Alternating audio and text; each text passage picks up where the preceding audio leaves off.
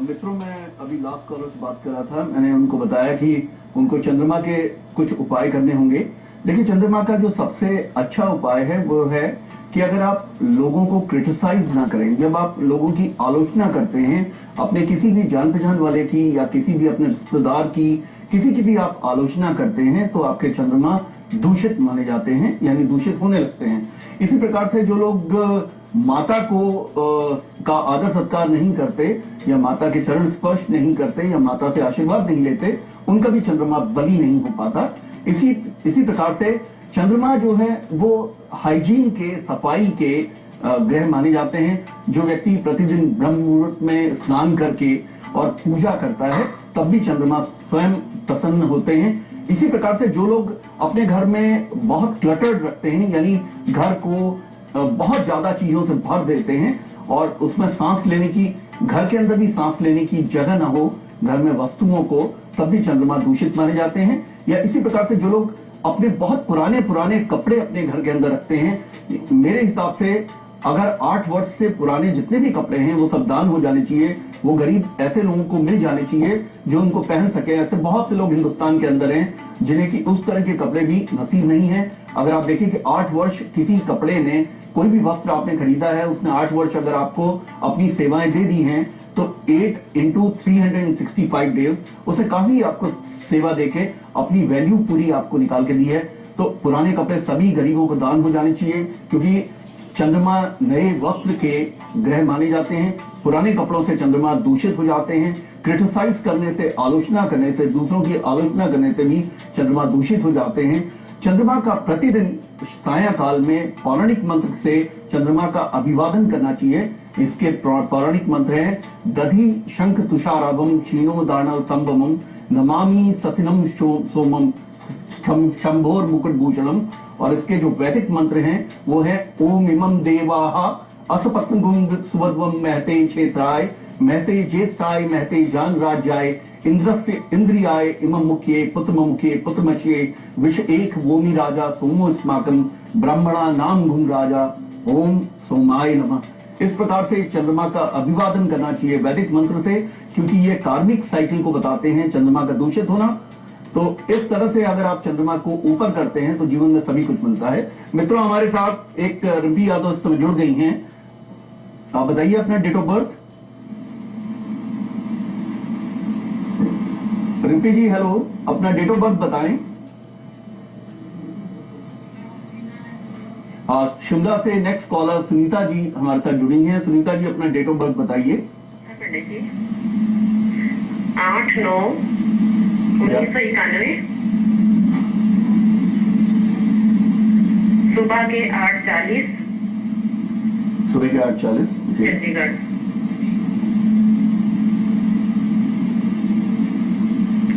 इसके कैरियर के बारे में जानना चाहती हूँ। देखिए, मैं आपने जो मुझे डाटा दिया है मैं आपसे रिकन्फर्म कर रहा हूँ। 8 सितंबर 1991 8:40 इन द मॉर्निंग, और ये चंडीगढ़ की पैदाइश है बच्चे की। इसमें बच्चा कन्या लगन का और इसकी सिंह राशि है बच्चे की, और बच्चे का पूर्वा फाल्गुनी नक्षत्र है जो कि शुक्र का नक्षत्र है। देखिए मित्रों, कन्या लगन के लिए शुक्र नवमेश होते हुए, यानी कि त्रिकोणों के स्वामी होते हुए बहुत शुभ माने जाते हैं। और उनकी जो दूसरी राशि है वो द्वितीय भाव में, धन भाव में पड़ती है। इस वजह से शुक्र की जो जब भी कभी अंतर आता है बच्चे को तो वो बहुत अच्छे फल दे जाता है। इस समय बच्चे को सूर्य की महादशा और शुक्र का अंतर चल रहा है। सूर्य यहाँ द्वादशेश होकर स्वराशिस्थ हैं, यानी कि अपनी ही राशि में बैठे हुए हैं, जो कि बहुत प्रबल हैं। इस बच्चे को आपने विदेश भेजना चाहिए किसी तरह से शिक्षा के लिए। इस बच्चे को काफी गुस्सा और जिद आने का भी होता है, क्योंकि इनके मंगल इनके लगन पे बैठे हुए हैं और मंगल अष्टमेश होकर लगन पे बैठे हैं, जो कि 40 वर्ष के बाद बच्चे को थोड़ा सा स्वास्थ्य हानि की तरफ को बताते हैं, जैसे कि ब्लड प्रेशर या इसी तरीके से कोई भी अगर फैमिली के अंदर कोई हिस्ट्री ऑफ डायबिटीज अगर होती हो तो उस तरह की बातों को बताते हैं। लेकिन वो सब बात की बात है। सबसे पहले आपने करियर के बारे में पूछा है, तो पहली बात तो यह, इस करियर में इसको मंगल की उपासना करने से इसको बहुत अच्छा करियर मिलता है। इसे एमएनसीज के अंदर इस बच्चे को एक बड़े अच्छे लेवल पे फाइनेंशियल अकाउंट्स या इसी तरीके से ये फैशन टेक्नोलॉजी के क्षेत्र में कुछ करता हुआ या इसी तरीके से ये कॉमर्स, अकाउंट, इकोनॉमिक्स में, एमबीए, फाइनेंस वगैरह करता हुआ एमएनसीज में, फॉरेन कंट्रीज में इसका जॉब लगने का योग बनता है। और इस बच्चे के आपने मंगल के उपाय करने हैं, यानी कि इस बच्चे को एक आदत डाल दीजिए, प्रतिदिन ये हनुमान चालीसा का पाठ करे, कम से कम 11 बार घी का दीपक जला के। इसी प्रकार से इसे हनुमान जी के मंदिर में केसर के यानी कि शुद्ध घी के लड्डू ले जाकर बांटने चाहिए। और इसी प्रकार से इस बालक को बजरंग बाण का भी पाठ करना चाहिए। जी हाँ, रिम्पी जी हमारे साथ जुड़ गई हैं गुड़गांव से। रिम्पी जी बताइए अपना डेट ऑफ बर्थ। हाँ जी, 13 मार्च 2009 मेरे बेटे का है जी। 13 मार्च 2009। हाँ जी, मेरे बेटे का, इसके बारे में पूछ रहा है, बीमार बहुत रहता है जी। जी अपने बेटे की आप टाइम ऑफ बर्थ बताइए। 8:25 सुबह 8:25 सुबह 8:25। ओके। और प्लेस क्या है? 8:25 सुबह। ये किस स्थान पे पैदा हुआ है? गुड़गांव में। गुड़गांव में। अच्छा। आपने बताया आपके बच्चे का जन्म 13 मार्च 2009 में 8:25 गुड़गांव में पैदा हुआ है। ये आपने मैं ठीक सुना? हाँ जी। 13 मार्च 2009 का बच्चा है, 8:25 सुबह। हाँ जी। अच्छा, देखिए आपका बच्चा मेष लग्न का जातक है और इसकी कन्या राशि है, यानी कि चित्रा नक्षत्र है इसका। चित्रा, इसमें देखिए एक बात ये होती है कि मेष लग्न के जातक के लिए मंगल लग्नेश होकर साथ ही साथ जो है मंगल अष्टमेश भी होता है, तो वो वैसे दोषी नहीं कहा जाता, क्योंकि ऋषि पाराशर ने कहा है कि भाग्य व्याधिपत्येन रंध्रेशो न शुभ तत् सएव शुभ संधाता लग्नाधीशो अपिचो स्वयं, यानी कि अगर ऐसे में अगर वो लग्न का भी स्वामी अगर हो जाता है अष्टमेश तो वो दोषी नहीं रहता।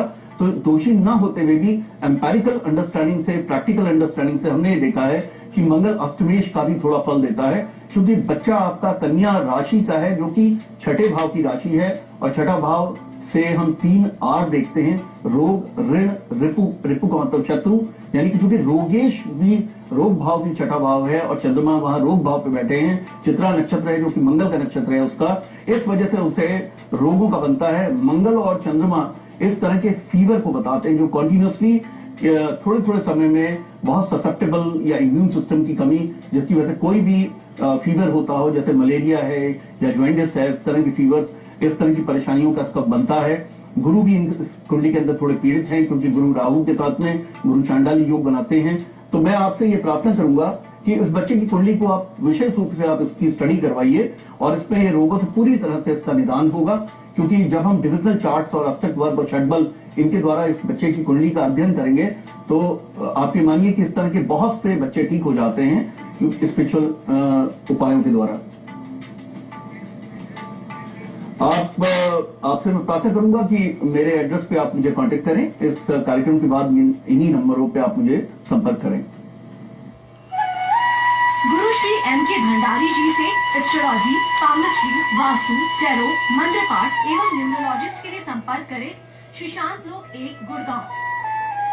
उनसे अपॉइंटमेंट लेने के लिए डायल करें 098912844090 09250849491 एवं 09213211614 पर।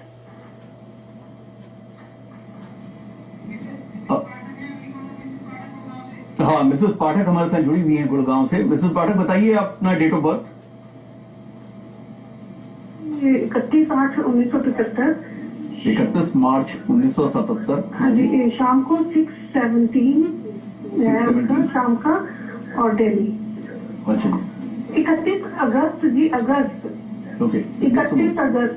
हाँ जी, 31 अगस्त 1970। 75। ओके जी, मैं उसकी 75 जी 6:17 इवनिंग।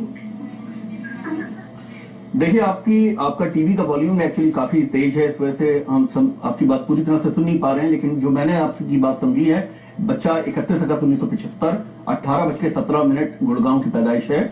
ये कुंभ लग्न का जातक है और इसकी मिथुन राशि है और इसका मृगशिरा नक्षत्र है। मृगशिरा मंगल के नक्षत्र होते हैं और शनि की महादशा इसमें चल रही है। नवमांश के जो स्वामी हैं वो भी मंगल है।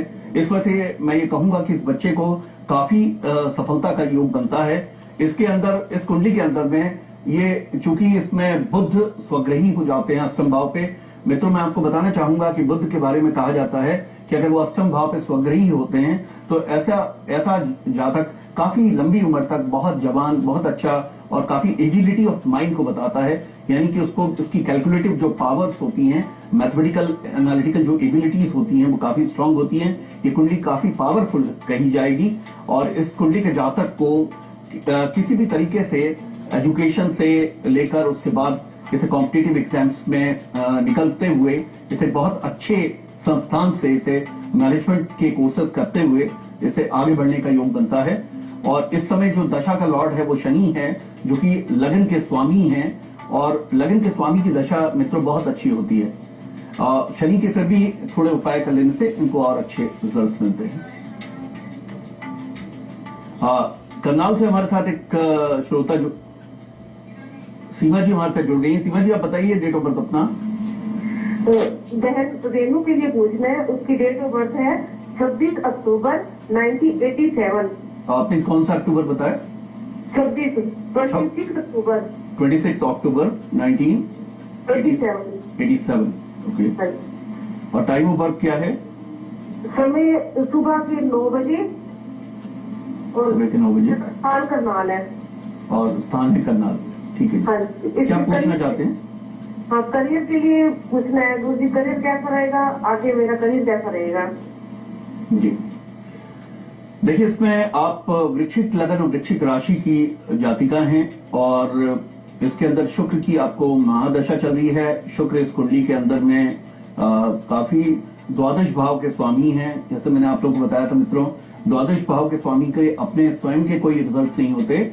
लग्न व्यय द्वितीयेषु परेशान साहचर्य स्थानांतरानुगुण्येन भवतो फलदायको, यानी कि वो लग्न के व्यय और द्वितीय भाव के स्वामी होने की वजह से अपने स्वयं के रिजल्ट ना दिखा के अपनी वो इतर राशि के रिजल्ट दिखाता है, जो कि इमिग्रेशन की राशि है, सप्तम भाव की राशि है इसके अंदर। और ये बताते हैं कि इनको विदेश में जाके कुछ करने का बनता है। इनको काफी पावरफुल मैं इस कुंडली को बताऊंगा, क्योंकि in spite of the fact कि इनके जो दशमेश हैं वो नीच के हैं, सूर्य द्वादश भाव में। लेकिन मित्रों, मैं आपको बताना चाहूंगा कि द्वादश भाव हो या कोई सा भी भाव हो, अगर नीच के ग्रह का अगर नीच भंग राजयोग हो जाता है, नीच भंग राजयोग इन स्थितियों में होता है कि अगर नीच के ग्रह कहीं पे बैठे हों और उसका राशिनाथ जिस भाव में वो नीच के होते हैं उसका राशि का नाथ भी उसके साथ ही बैठ जाता है, तो नीच भंग हो जाता है। और नीच भंग होना बहुत अच्छी बात है कुंडली के अंदर। सचिन तेंदुलकर जी की कुंडली में 3 नीच भंग राजयोग बनते हैं, इंक्लूडिंग दी लग्ना लॉर्ड। उनके लगन के स्वामी बुध भी नीच के हैं सप्तम भाव में। इसी प्रकार से चंद्रमा उनके नीच के हैं तृतीय भाव में। इसी प्रकार से गुरु उनके नीच के हैं वो पंचम भाव में। और 3 नीच भंग राजयोग होने से आज वो देखिए आइकॉनिक हैं, यानी कि जिस फील्ड में हैं उस फील्ड में वो लीजेंडरी हैं। आप चिंता न करें, आपकी कुंडली में बहुत बड़ा राजयोग बनता है नीच भंग राजयोग सूर्य का। तो इस प्रकार से आपको विदेशों में जाके बसने का, वहां पे कोई अच्छा काम करने का। लेकिन जो नीच के ग्रह होते हैं वो थोड़ा समय लेते हैं रिजल्ट दिखाने में। शुक्र की महादशा चल रही है, इसका मतलब शुक्र के सेकंड पार्ट में आपको रिजल्ट मिलेंगे और शुक्र के उपाय आपको करने होंगे। मित्रों, हम छोटा सा अल्प विराम लेंगे, आप लोग कहीं मत जाइए, हम विराम के बाद मिलते हैं।